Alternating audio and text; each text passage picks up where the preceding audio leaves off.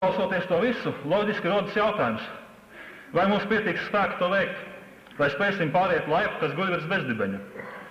Veiksmi šādos gadījumos bieži vien noteica ne jau laipas platums, cik tas vai gājējs tic tam, kas spēs tikt otrā pusē, cik īstenībā ir mūsu ticība, vai mēs ticam neredzamajai Latvijai, tai, kuras vairs nav, un tai, kuras vēl nav. Uz ko mēs varam droši paļauties šajā grūtajā ceļā?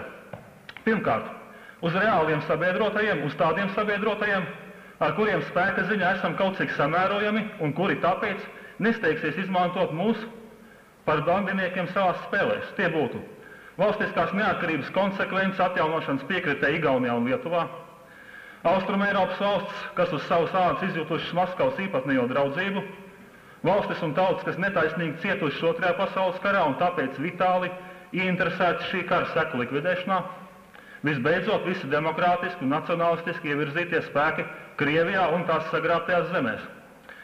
Otrkārt, mēs varam paļauties uz saviem pretiniekiem. PSRS ir socialistiska valsts un varam būt droši, kamēr vien tajā pie varas būs PSKP, valdīs valsts īpašums un plānsaimniecība, tikmēr vispārējā ekonomiskā krīze padomjā padziļināsies.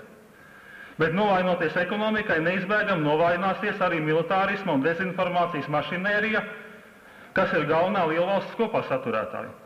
Ja šī lielvara tomēr vēl ir stipra, tad galvenokārt tāpēc, ka tai izdevies radīt jaunu tipu cilvēku ar zemu garīgu apvāršni, šauri materiālistiski centrētu, mazaktīvu ar pieticīgām prasībām pret dzīvi. Cilvēku, kas nepazīst nekādu tēvzemi, izņemot socialistisko. Ko mums pasākt ar šo cilvēku? Viņš spēj saprīt latviešu nāciju pat formāli brīvā valstī. Sagraut šo cilvēku var tikai kultūra, vispirms jau nacionālā kultūra. Tātad treškārt un galvenokārt mēs varam paļauties uz sevi. Ne tāpēc, ka mēs jau esam stipri, bet tādēļ, ka kļūt garīgi stipriem un nelokāmiem ir mūsu pašu varā. Lai cik reizi pagātnē mēs nebūtu cietuši, lai cik reizi viena nelaime vai traģēdija nebūtu kļuvusi par objektīvu cēloņu jaunai nelaimei un traģēdijai, mums jāspēj pāraut šaburto loku. Jārīkojas kā brīviem cilvēkiem, kas vadās ne tikai no tā saucamajiem objektīvajiem apstākļiem, bet ieklausās savā iekšējā balsī, sirdsapziņas balsī. Un šī balss teica, ka Latvijas valsts nav tikai mūsu tiesības, bet arī mūsu pienākums. Pienākums pret tiem, kas cīnījušies par Latvijas brīvību 7 gadsimtus, un pienākums pret tiem, kas nāks pēc mums, un kas varbūt nekad vairs nedzīvos Latvijas republikā, ja mēs to šodien nodosim. Mums jāpaļaujas uz to, ka Latvijas republikas pilsoņu pašapziņa mostas, jāpaļaujas uz to, ka visas partijas, kustības un organizācijas, kuru mērķis Latvijas republikas valsts varas atjaunošana, visi to biedri, kā arī neorganizētie Latvijas republikas pilsoņi apzināsies, ka šobrīd mums nav svarīgāk uzdevuma, kā sniegt organizatorisku, tehnisku, finansiālu, intelektuālu atbalstu savam kongresam. Starp tuvākiem uzdevumiem šajā ziņā ir efektīvas dažādu kanālu finansiālās palīdzības sistēmas radīšana. Un beidzamais jautājums. Pēc 3 dienām Latvijas PSR augstākās padomes pirmā sesija. Vai mēs varam paļauties uz šo augstāko padomi? Varēsim, ja tā ies Latvijas republikas valsts varas atjaunošanas virzienā. Bet šo ceļu nevar iezīmēt ar simboliem un nosaukumiem vien.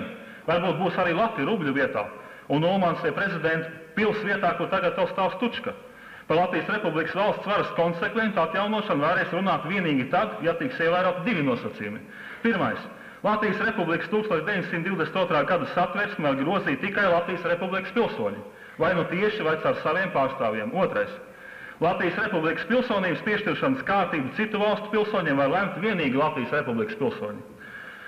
Ko man pasākt? Būtu ļoti normāli, ja šodien tā jautātu katrs Latvijas republikas pilsonis. Bet atbilde var būt tikai tāda, kāda dot jebkuras valsts apzinīgs pilsonis. Es pieņemu citu valstu varas iestāžu rīkojumus zināšanai, nevis izpildīšanai, un sekoju savus valsts pilsoņu vēlētu pārstāvju aicinājumiem. Šī pagaidām vēl daudziem grūti izpildāmā prasība tāda nebūs, ja sapratīsim, ka vairs un vēl neredzamā Latvija ir augstāks pakāpes realitāte nekā Latvijas PSR, kurā 50 gadus savās mājās esam jutušies kā svešinieki. Paldies par uzmanību!